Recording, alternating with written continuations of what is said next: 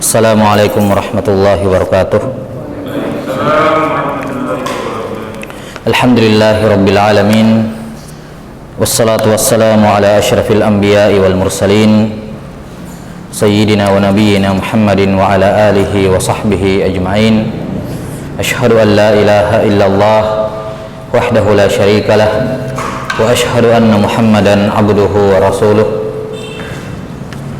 Allahumma la sahla illa ma ja'altahu sahla wa anta taj'alul hazna sahlan idza syi'ta.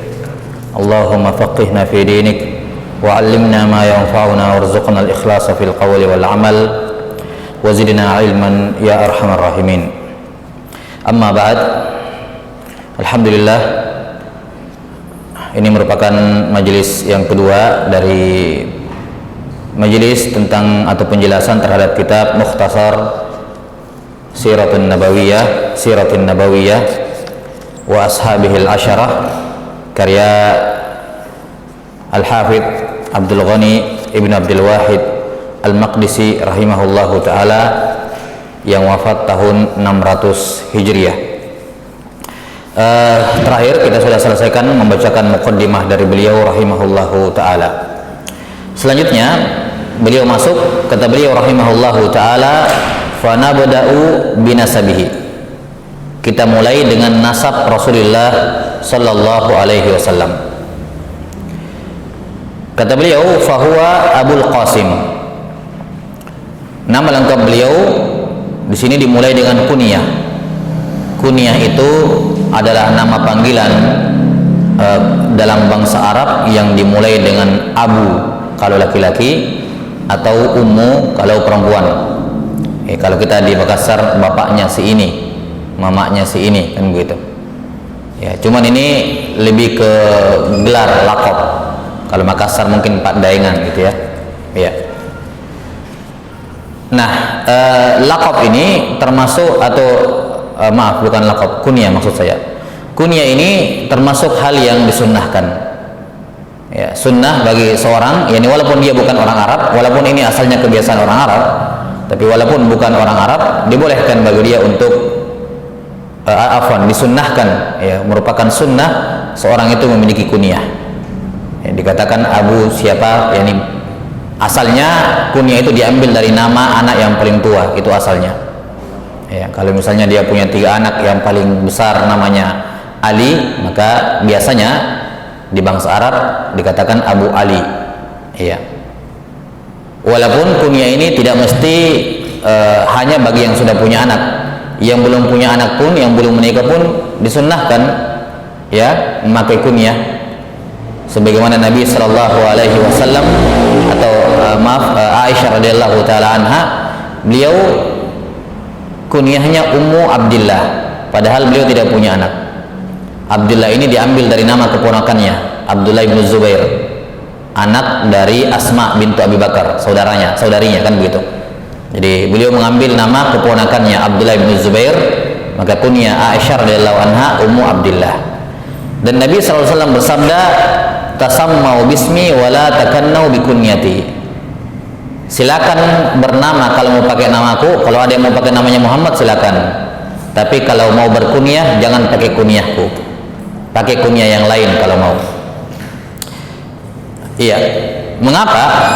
Dikarenakan Nabi di bangsa Arab ketika itu kalau panggilan penghormatan itu pakai kunyah, bukan pakai nama, justru bukan pakai nama. Ya. Kalau kita mau panggil orang dengan panggilan biasa, panggil namanya. Tapi kalau kita mau hormati dia, dipanggil pakai kunyahnya. Nah, pernah ada kejadian disebutkan di sini kan kunyahnya Nabi SAW Abul Qasim. Pernah ada kejadian Nabi sedang ngumpul bersama dengan sahabat-sahabat, tiba-tiba ada yang memanggil, wahai ya Abul Qasim. Nabi SAW noleh, dikira beliau yang dipanggil. Iya, kata orang tersebut, bukan anda ya Rasulullah, yang sana itu Abul Qasim sana. Maka Nabi SAW mengucapkan sabda tadi, yakni ya mau bernama dengan namaku silakan, tapi kalau kunyah jangan. Ya, karena ini. Nah, dari sini para ulama memahami mengatakan bahwa larangan ini hanya berlaku ketika Nabi SAW masih hidup. Ya, kenapa? Karena tadi nanti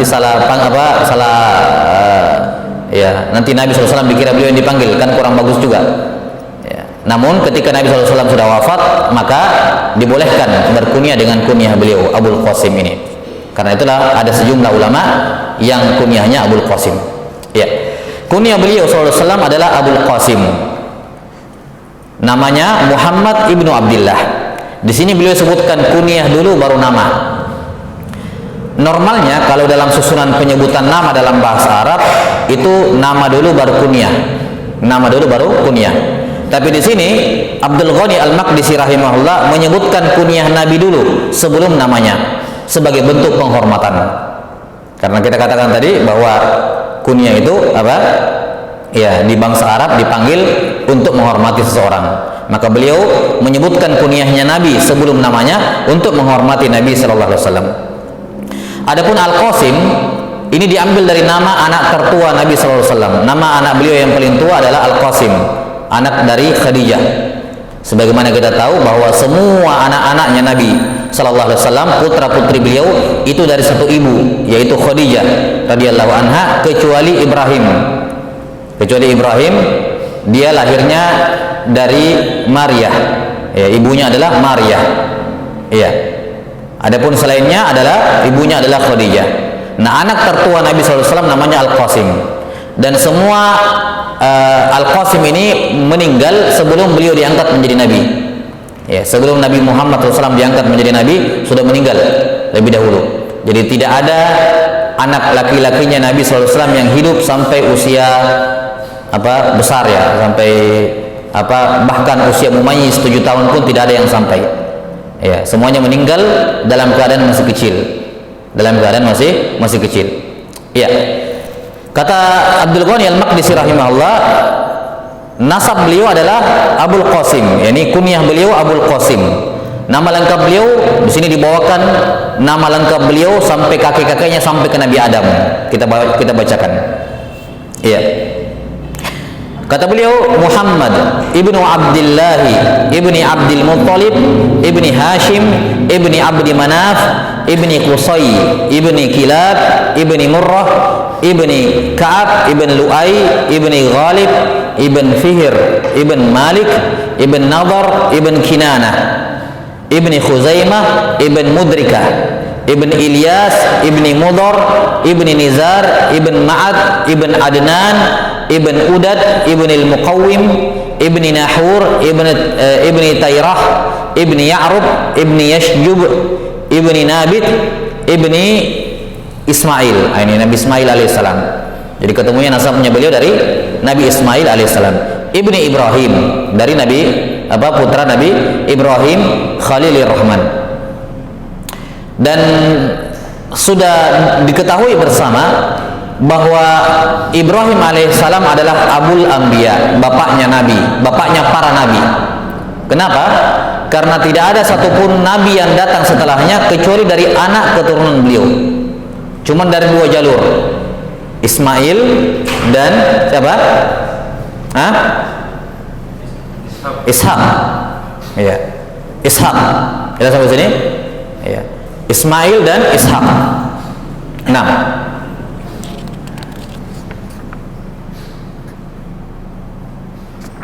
Taib.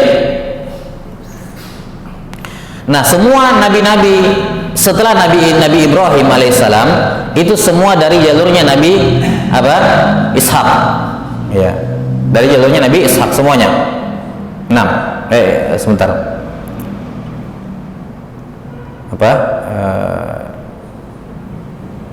Dalam ayat itu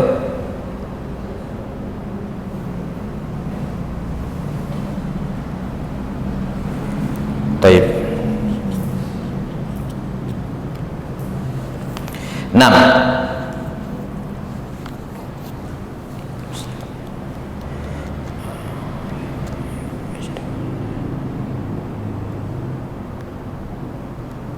Iya, Nabi Ishak ini yang kemudian dikenal dengan nama Israel. Ya, makanya dikatakan Bani Israel, yakni anak keturunannya Anak keturunannya Israel. Jelas ya? Jadi semua nabi-nabi setelah Nabi Ibrahim itu semua dari jalur-jalurnya Israel, yakni Nabi Ishak.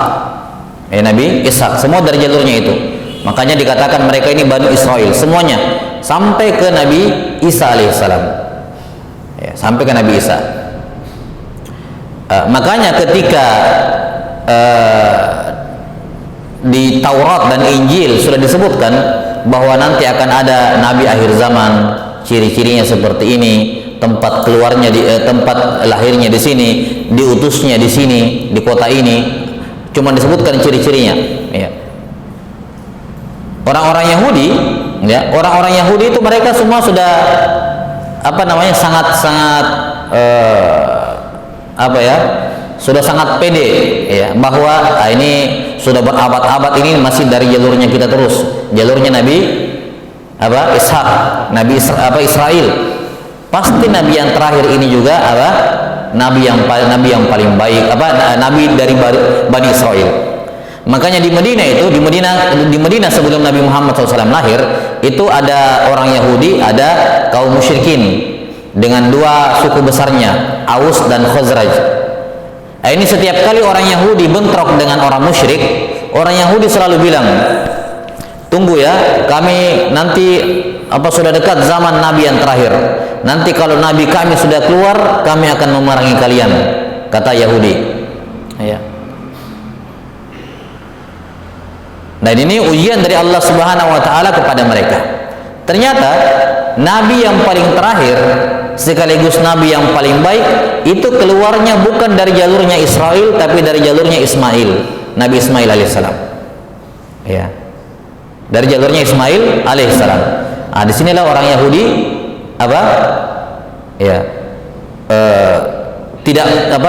pertama mereka hasad, iri, ya, iri. Kenapa bukan dari jalurnya Israel? Dari turun-temurun berabad-abad dari jalurnya Israel, kenapa nabi yang terakhir tiba-tiba dari jalurnya Ismail? Kemudian ketika Nabi SAW diutus di Mekah, orang-orang musyrikin Quraisy sudah duluan beriman, kan? Sudah ada sejumlah orang yang beriman, orang-orang di Mekah. Kemudian orang-orang musyrikin di Madinah, yaitu suku Aus dan Khazraj, ketika mendengar ada katanya Nabi di Mekah, ada katanya Nabi di Mekah, ini kayaknya, dan mereka juga tahu ciri-cirinya nabi itu, karena mereka juga baca-baca, dapat kabar lah dari Yahudi di Madinah. Ya. Ketika mendengarkan itu, mereka cepat-cepat kirim utusan ke Mekah. Lihat ciri-cirinya. Ini orang musyrik.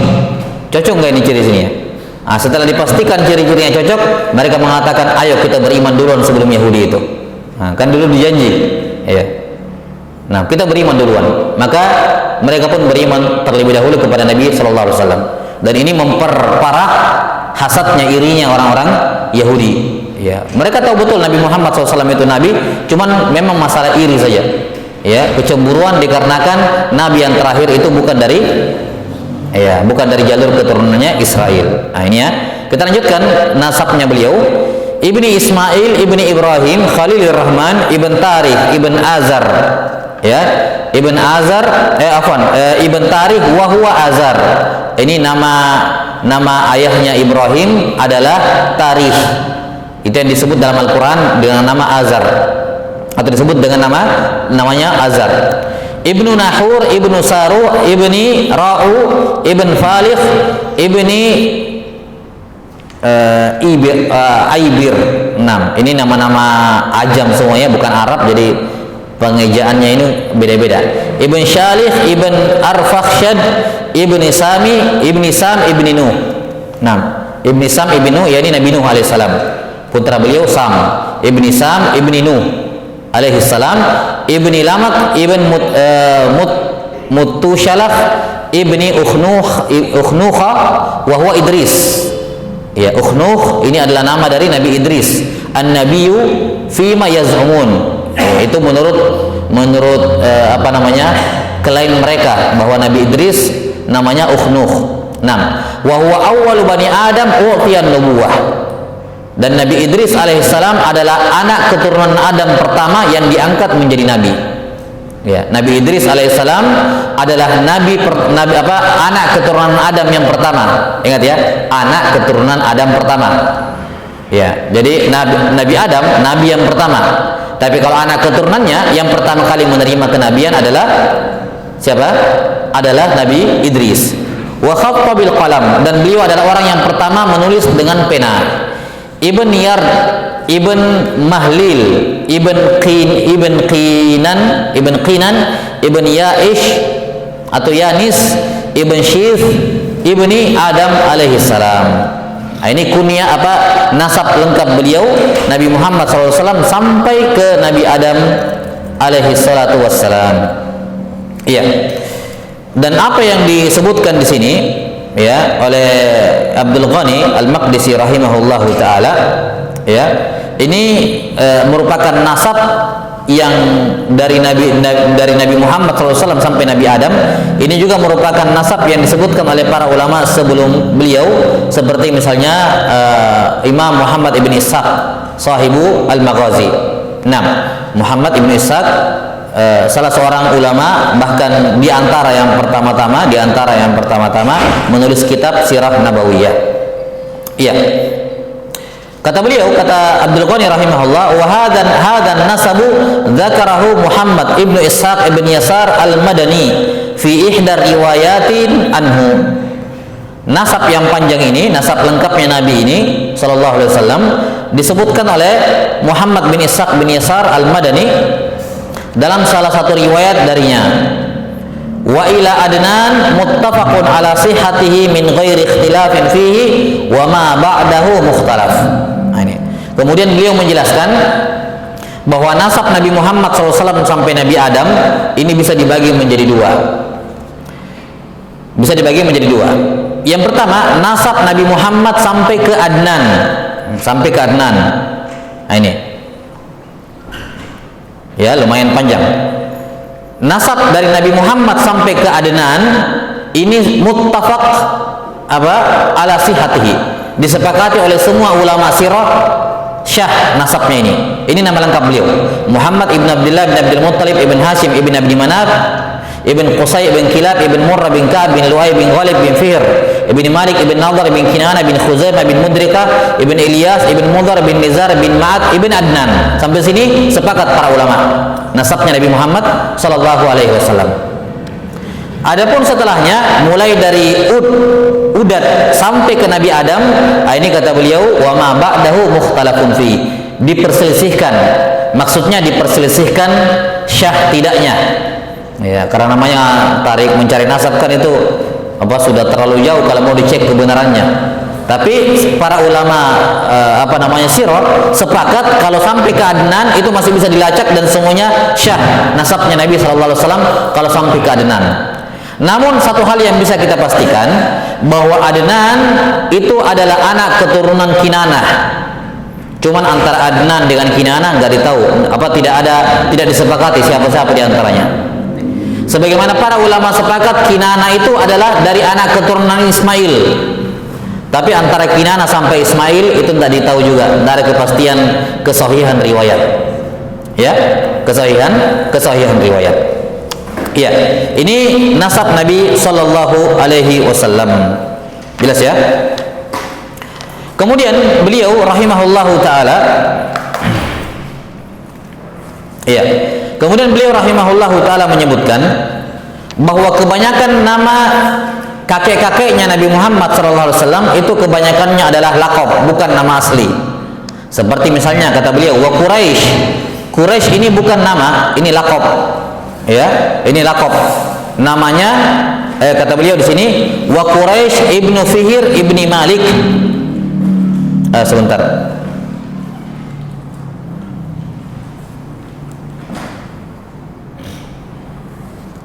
Ini kayaknya ada yang keliru, sebentar.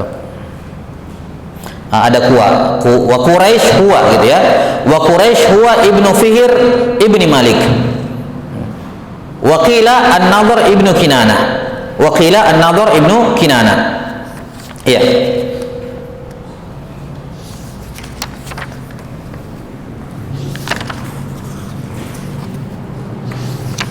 Sebentar. Iya. Kata beliau Quraisy nama beliau Quraisy di sini adalah putra dari Fihr ibni Malik. Berarti dia adalah Ghalib. Nah, Quraisy ini adalah laqab, namanya adalah Ghalib. Iya, jadi Ghalib ibnu Fihr ibn Malik. Kepadanya lah dinisbatkan suku Quraisy. Dan ada yang mengatakan, ada yang mengatakan Quraisy adalah An-Nadhr ibnu Kinanah. An-Nadhr ibnu Kinanah. Nah, ini ada perselisihan. Yang mana yang namanya Quraisy di sini? Quraisy ini adalah laqab dari anak dari kakek-kakeknya Nabi sallallahu alaihi wasallam. Yang mana yang namanya Quraisy? Yang mana yang namanya Quraisy? Ada dua pendapat beliau sebutkan. Ada yang mengatakan Quraisy adalah Ghalib ibnu Fihr ibni Malik. Dan ada yang mengatakan Quraisy, yang namanya Quraisy adalah An-Nadhr ibnu Kinanah. Dan pendapat yang kedua inilah yang lebih tepat. Pendapat yang kedua inilah yang lebih tepat. Bahwasanya nama aslinya Quraisy, karena Quraisy itu adalah laqab panggilan, namanya adalah An-Nadhr ibnu Kinanah. Dan ini yang dirojihkan oleh kebanyakan ulama muhaqqiqin, diantaranya oleh Ibnu Katsir rahimahullahu taala. Ya, Ibnu Katsir rahimahullahu taala. Iya. Ya, jadi Quraisy namanya adalah An-Nadhr ibnu Kinanah. Kemudian termasuk diantara laqab adalah Hashim. Cuma saya nggak ingat sekarang namanya Hashim siapa. Cuman Hashim ini laqab juga, bukan nama aslinya. Demikian pula Abdul Muttalib. Abdul Muttalib juga bukan nama asli. Ini laqab juga. Jadi ceritanya bapaknya Abdullah, kakeknya Nabi sallallahu alaihi wasallam, yakni Abdul Muttalib. Ini nggak ditahu siapa namanya. Waktu itu siapa? Bapaknya Nabi sallallahu alaihi wasallam itu pernah mendatangi Madinah. Karena kan sebenarnya saudara-saudaranya Abdul Muttalib, iya. Sebentar, afan. Abdul Muttalib. Iya, atau Hashim. Ibnu Abdul Muttalib, Ibnu Hashim. Nah, jadi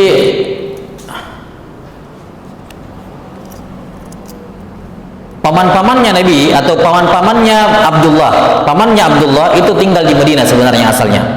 Ya, tinggalnya di Madinah. Nah, suatu ketika Abdul Muttalib ini asalnya tinggal di Madinah bersama dengan bapaknya, ya, Kemudian bapak dari Abdullah, ya, atau paman dari Abdullah itu datang ke Madinah mengunjungi saudara-saudaranya. Ya. Kemudian sesampai di sana ada seorang keponakannya, yakni anak dari pamannya pamannya meninggal atau saudaranya meninggal. Kemudian anaknya dibawa pulang ke Mekah. Nah, dibawa pulang ke Mekah melewati padang pasir. Ini mungkin asalnya sudah agak hitam kulitnya, kemudian kena debu, kotor, ya, dan seterusnya. Ya, di tengah jalan atau ketika sampai di Mekah, orang mengira bahwa ini siapa? Bapaknya Abdullah membawa seorang budak yang dia beli dari Madinah. Ya, dikatakan Abdu, ya, budaknya Al-Muttalib. Abdu kan artinya budak.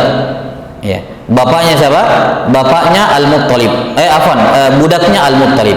Nah, sejak saat itulah dia dikenal dengan nama Abdul Muttalib. Ya, dikenal dengan nama apa? Abdul Muttalib. Nah, jadi Abdul Muttalib juga bukan nama, tapi dia adalah laqab, dia adalah panggilan. Ya, ala kulli hal, beberapa nama-nama yang disebutkan di sini kebanyakannya bukan nama asli, tapi nama panggilan, ya, laqab. Ya, ini selesai berkenaan dengan nasabnya Nabi Sallallahu Alaihi Wasallam.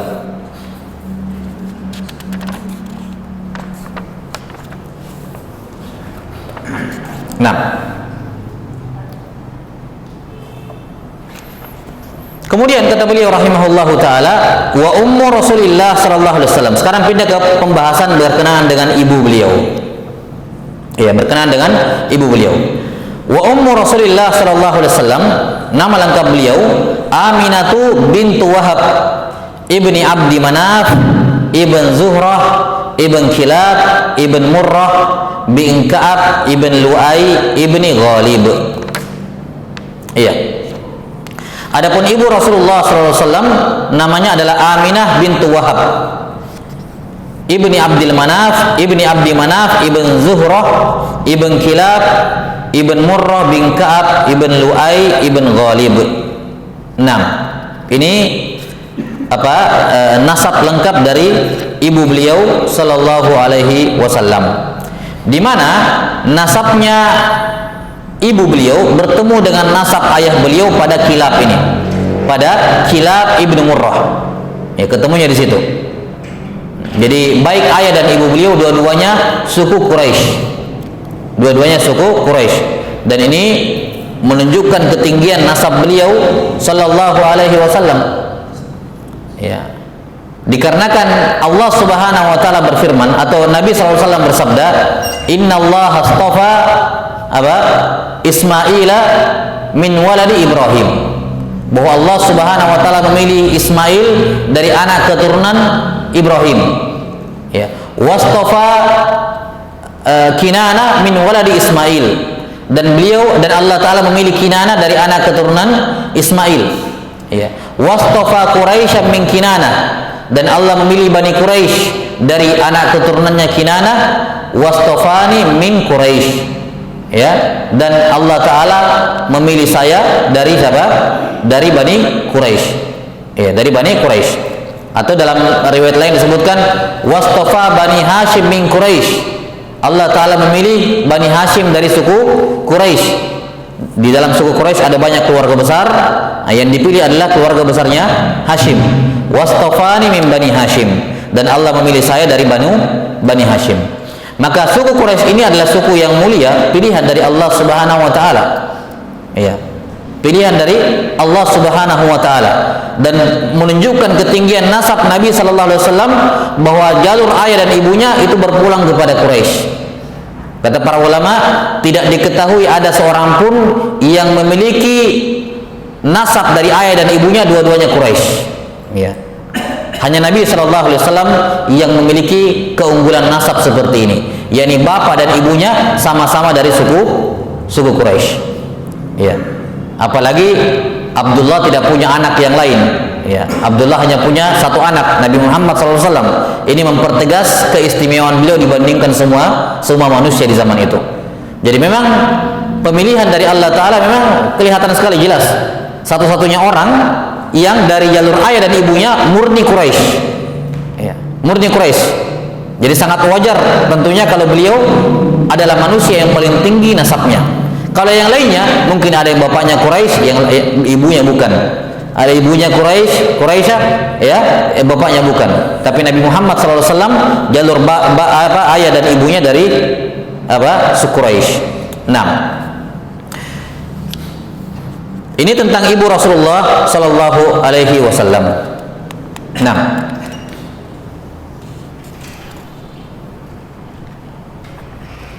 Kata beliau, wulida Rasulullah sallallahu alaihi wasallam di Makkah. Rasulullah sallallahu alaihi wasallam dilahirkan di kota Makkah. 6.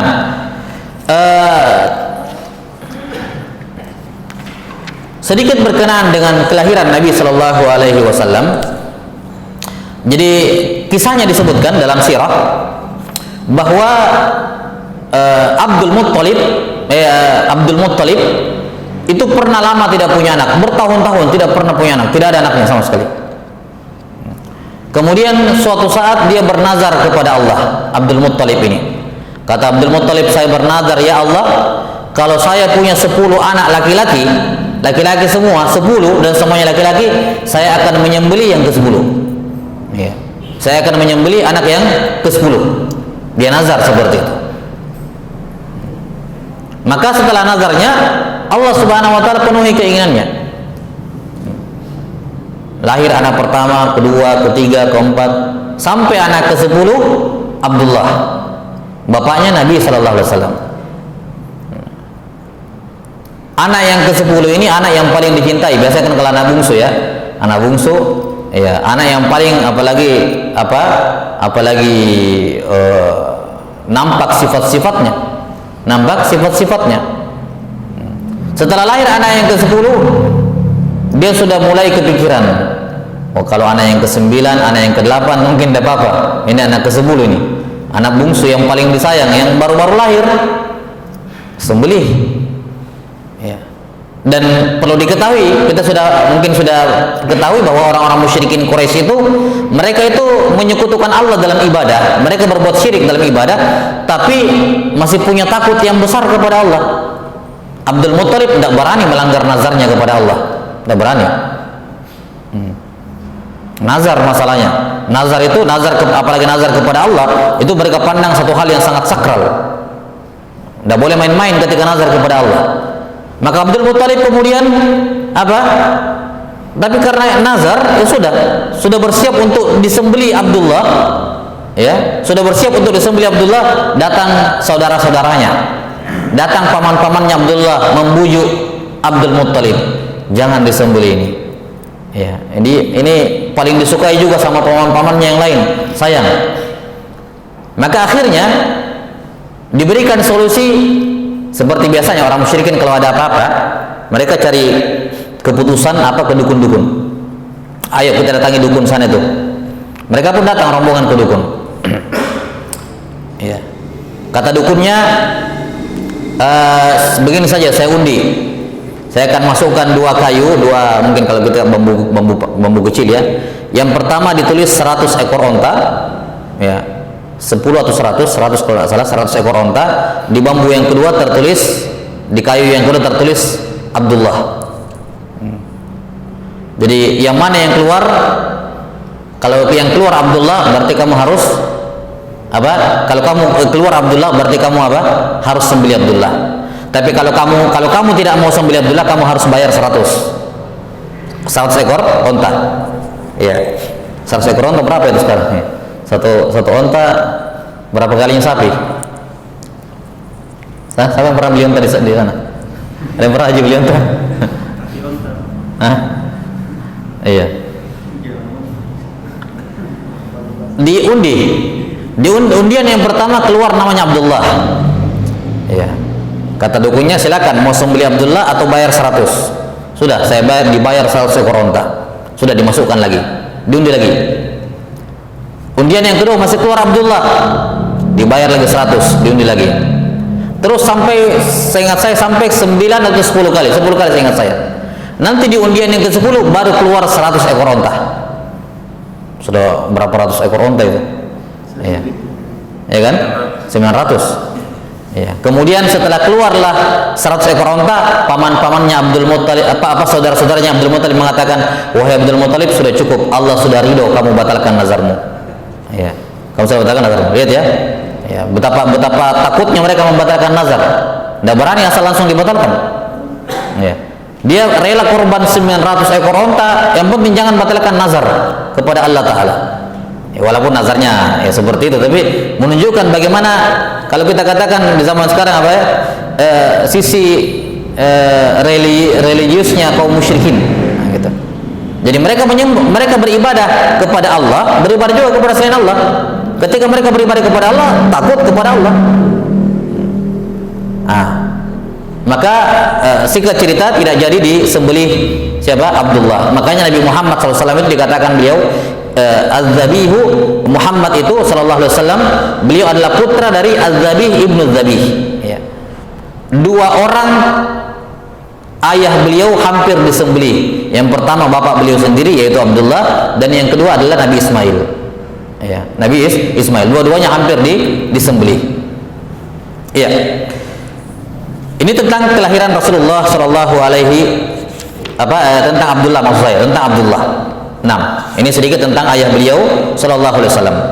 Nah, kemudian setelah menikah dengan Aminah Aminah, ya, setelah menikah dengan Aminah, kemudian dia pun hamil, ya, ya, dengan Nabi sallallahu alaihi wasallam, di mana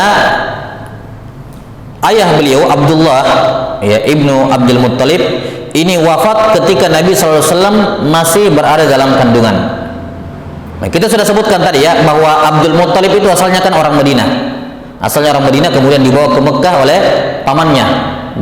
Hitam legam, kena debu, dikira budak. Makanya dikatakan abunya Al-Muttalib. Budaknya siapa? Al-Muttalib, padahal bukan. Ya. Taib. Ketika siapa? Ketika Nabi SAW masih dalam kandungan, Abdullah bilang ke istrinya Aminah, saya mau kunjungi paman-paman saya yang di Madinah. Saya mau berkunjung ke Madinah. Ya, kunjungi paman-paman saya. Maka beliau pun berkunjung ke Madinah. Di Madinah ketika itu namanya Yathrib.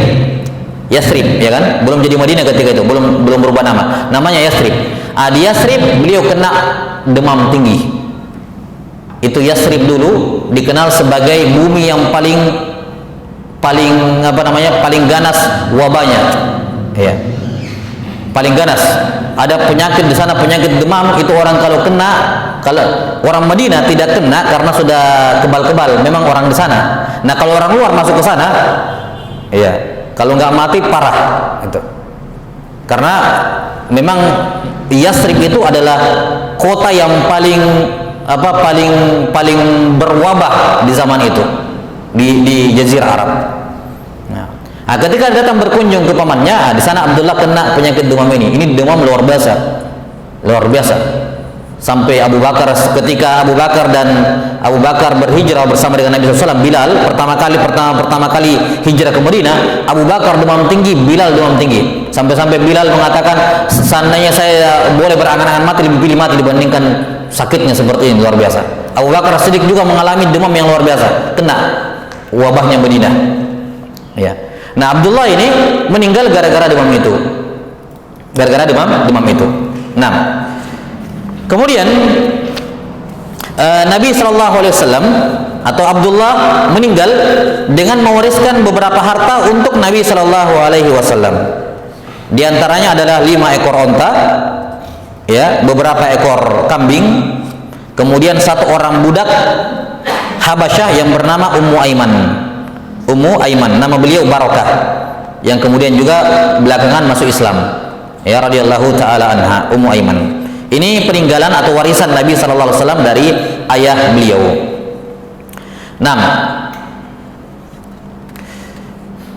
kata beliau, kita lanjutkan di sini, wa wulida Rasulullah SAW bi Makkah amal fil fi syahri Rabi'il awwali li lailataini khalata minhu yaumal isnain. Rasulullah SAW dilahirkan di Mekah pada tahun gajah di bulan Rabiul Awal, ya, di bulan Rabiul Awal pada hari Senin, ya, pada hari Senin tanggal 2 Rabiul Awal. Iya, apa terjemahnya di situ tadi? Terjemahnya di situ apa?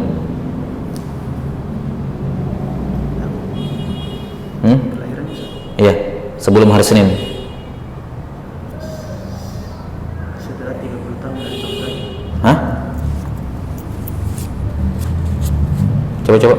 Sebelumnya tuh. Rasulullah SAW dilahirkan di Mekah, terus pada tahun gajah, terus bulan Rabiul Awal. Terus tanggal 2 hari Senin. Iya, tanggal 2 hari Senin. 2 Rabiul Awal hari Senin. Iya. Ini ya, ini tahun kelahiran waktu kelahiran Nabi SAW. Ya, keterangan tentang waktu lahir itu dikenal dengan istilah maulid. Maulid itu adalah waktu dan tempat lahir. Dalam bahasa Arab, maulidun adalah isim zaman dan isim makan, ya, yang menunjukkan waktu dan tempat kelahiran, itu maulid. Ya.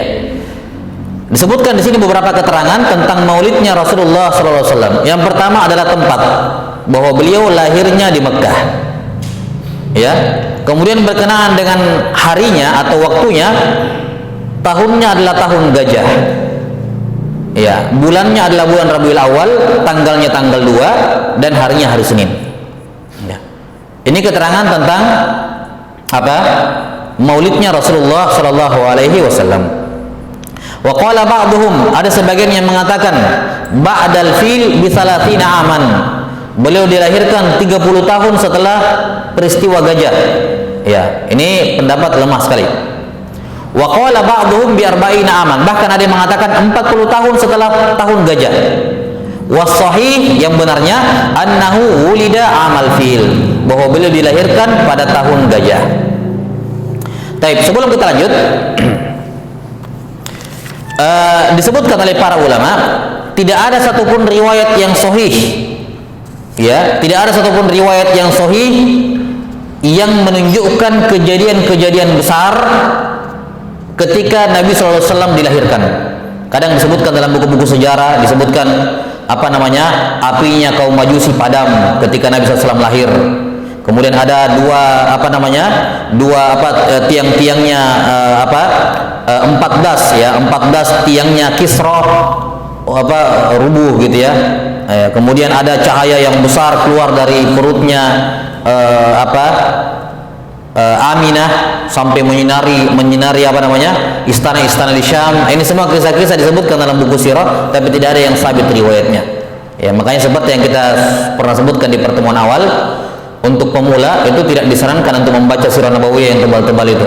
Ya, belajar dari yang ringkas-ringkas terlebih dahulu, karena yang tebal-tebal itu memang pada dasarnya tidak disaring, murni hanya untuk bacaan saja. Tapi ada beberapa hal yang selayaknya tidak diyakini karena riwayatnya mungkar atau bahkan palsu.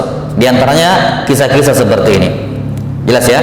Jadi tidak ada satupun dalil yang sahih, yang sabit menunjukkan bahwa ada kejadian-kejadian besar ketika lahirnya Nabi SAW seperti yang kita sebutkan tadi. Baik, di sini disebutkan Nabi SAW lahir di kota Mekkah. Ini sepakat para ulama bahwa Nabi Muhammad SAW lahir di Mekkah. Kemudian yang kedua, beliau lahir pada tahun gajah. Nah, bangsa Arab itu dari zaman dahulu terkenal tidak menghitung. Nahnu ummatun ummiyah. Kami itu umat ummiyah, la naktub wa la nahsub. Kami tidak menulis dan tidak menghitung. Maksudnya menghitung di sini diantaranya adalah tahun ini. Mereka tidak pernah menyebut tahun dengan angka 1, 2, 3, enggak. Jadi caranya bangsa Arab zaman dahulu itu menentukan tahun adalah menamakan tahun tersebut dengan kejadian yang paling besar di zaman itu. Ya, di zaman itu. Jelas ya? Ya, misalnya, dan itu masih berlangsung di zaman Nabi SAW tentunya, karena kita tahu yang pertama kali menghitung tahun dengan angka adalah di zamannya siapa? Umar bin Khattab, ya kan? Umar bin Khattab. Dari sampai di zamannya Abu Bakar, tahun itu masih tahun tidak pakai angka, tapi dengan menyebutkan kejadian yang paling menonjol di tahun itu. Ya, kejadian yang paling menonjol di tahun itu. Jelas sampai sini? Ya, ketika misalnya peristiwa hancurnya Ka'bah karena robohnya Ka'bah karena banjir bandang yang menghantam Ka'bah Mekah ketika itu, disebutkan tahun ini. Ya, atau tahun Al-Hilf, tahun ketika berdamainya, misalnya ada dua suku besar berdamai, disebutkan tahun itu.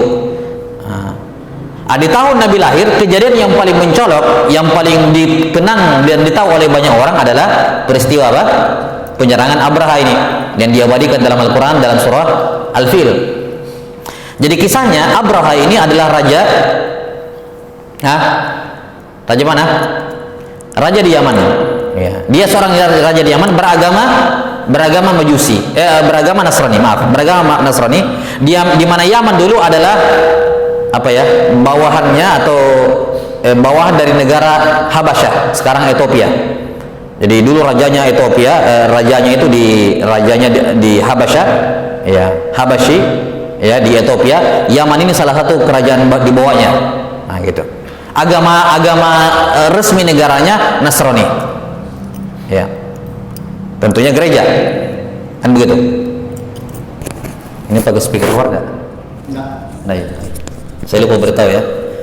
Bagusnya semua kajian-kajian itu speaker dalam saja, nggak usah ya, di masjid. Nggak usah kajian, jangan speaker luar. Iya. Jadi kisahnya suatu ketika Abraha, kan Ka'bah ini sudah lama kan, dari Nabi Ibrahim, Nabi Ismail kan haji, ya kan, haji.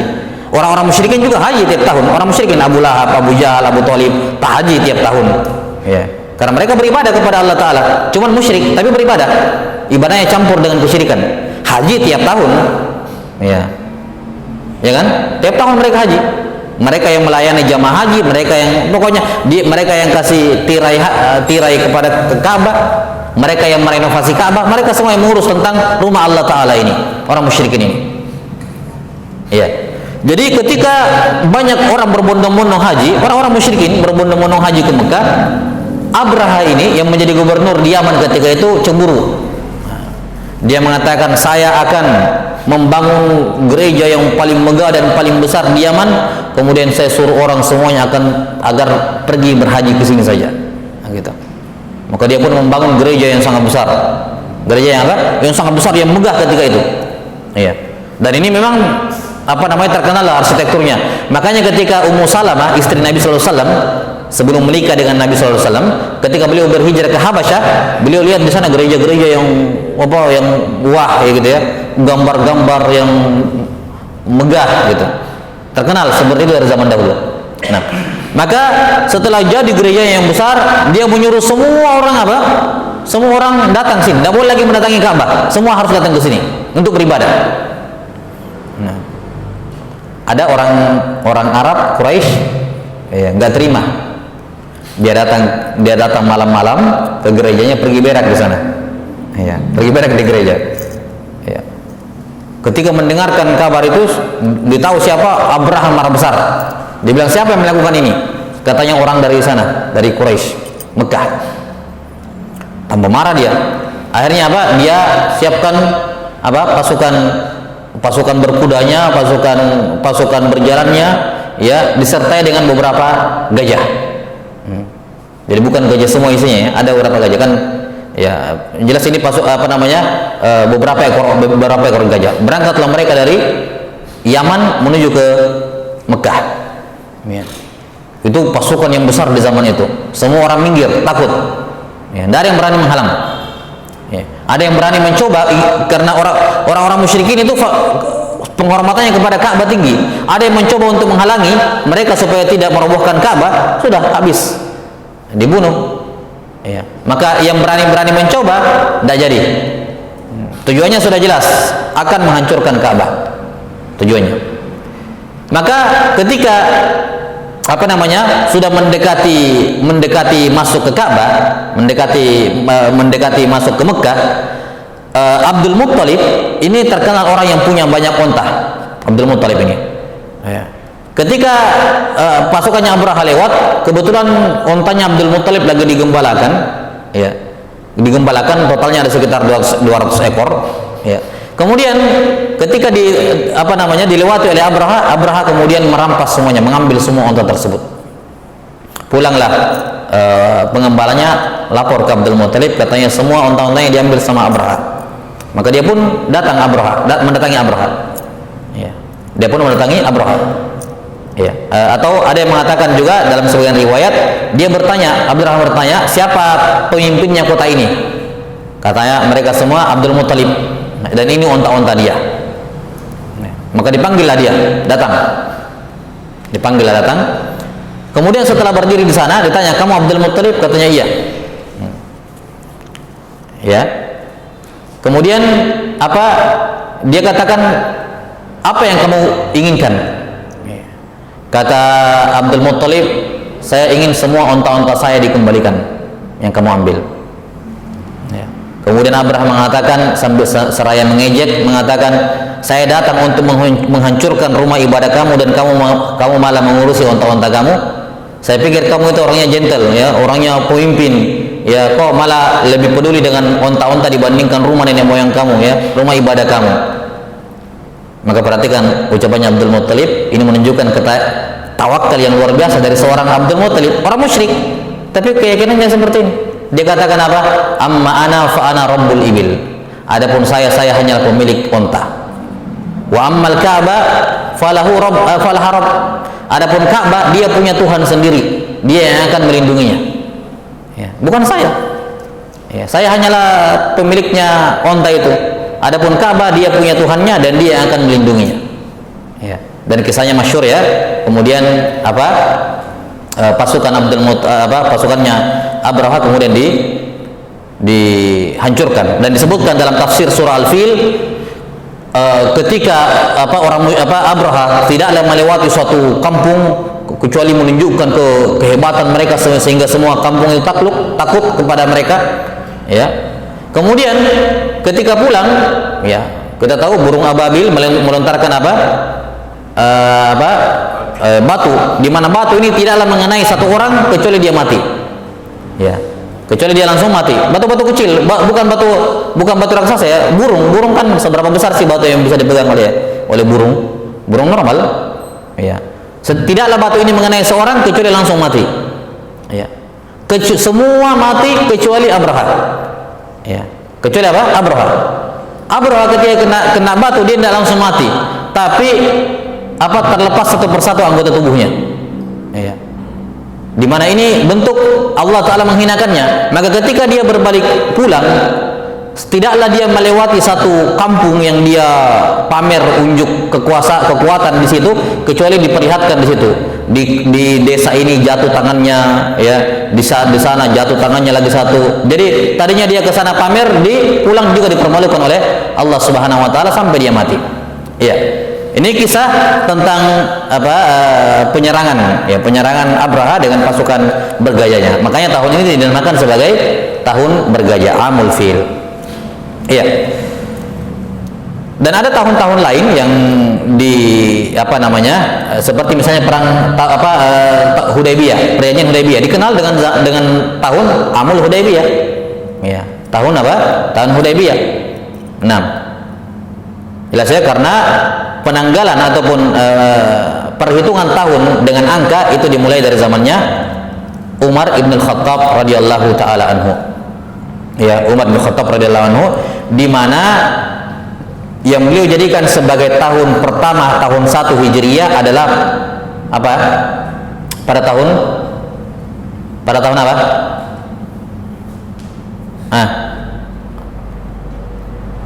Mulai tahun berapa beliau hitung sebagai tahun pertama Hijriyah?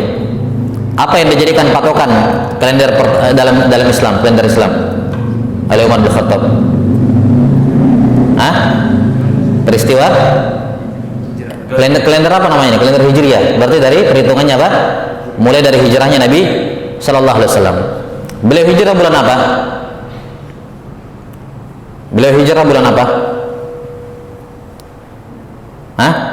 Hijrahnya Nabi Sallallahu Alaihi Wasallam bulan apa?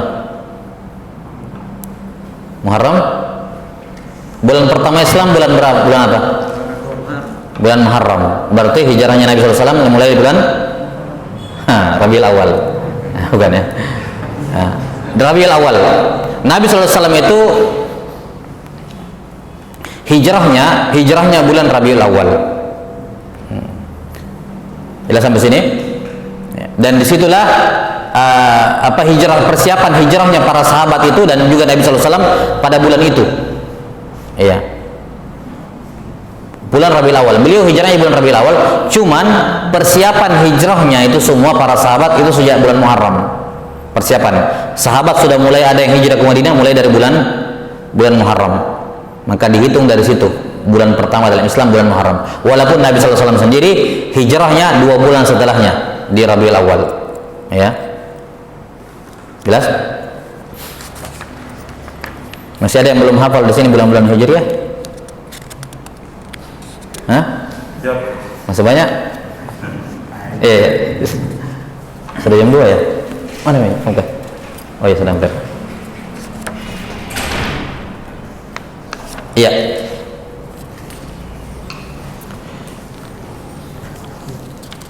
Taib.